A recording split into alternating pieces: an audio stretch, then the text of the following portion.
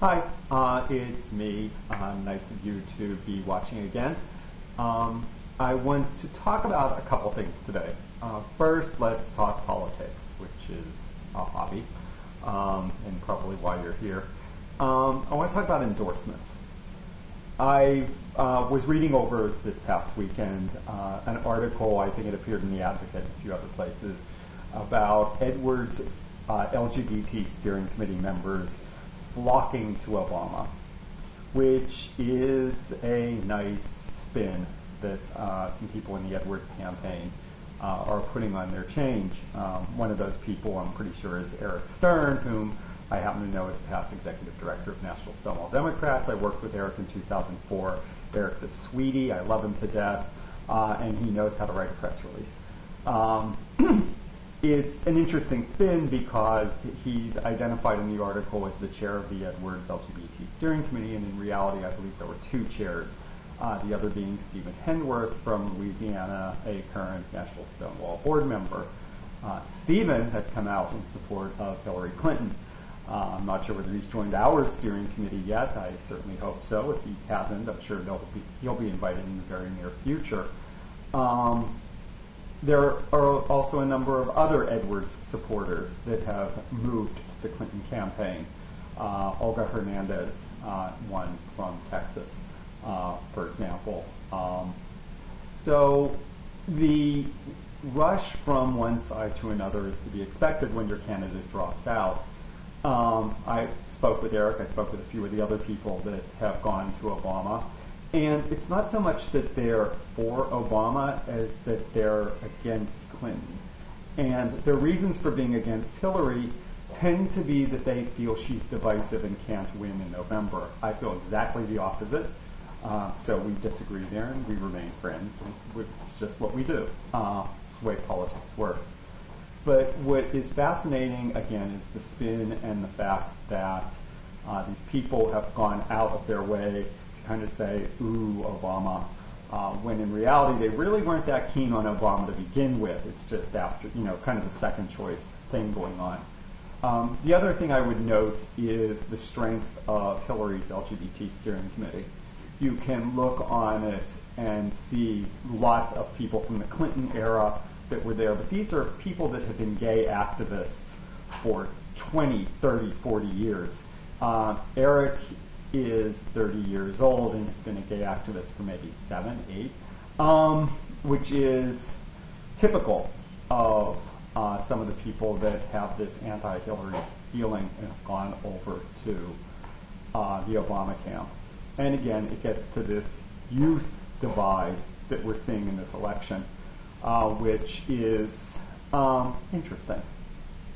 But that's my little spin on endorsements. I do have to say that I do applaud some of these groups that are getting out there and endorsing a candidate, albeit late. MoveOn.org that endorsed Obama last week.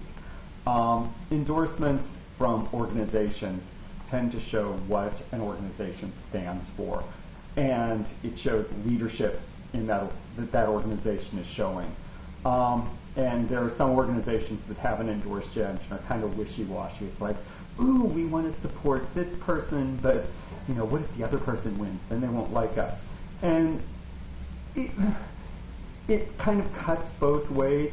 If you endorse an opponent in the primary election and you work for them in the general, they'll kind of say, okay, you got on the bandwagon late, but at least you got on.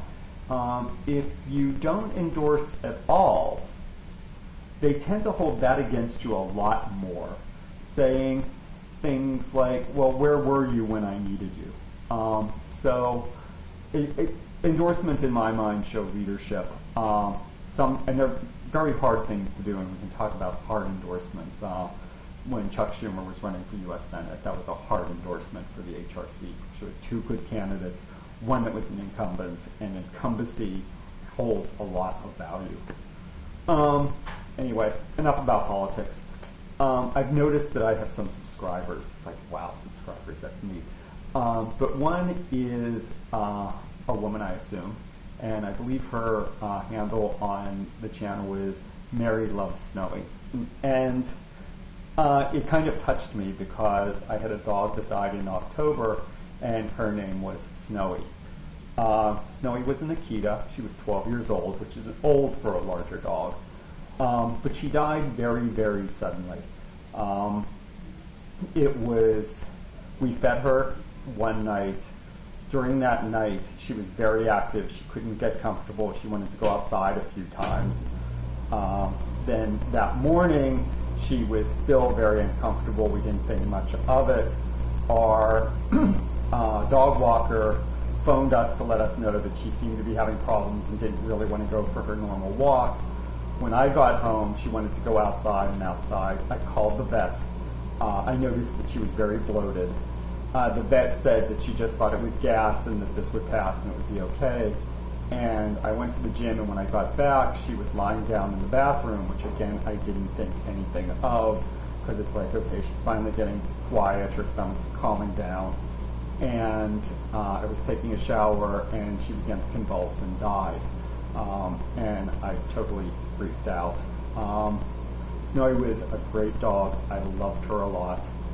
She was always, I had another dog, Bandit, who was afraid of thunderstorms.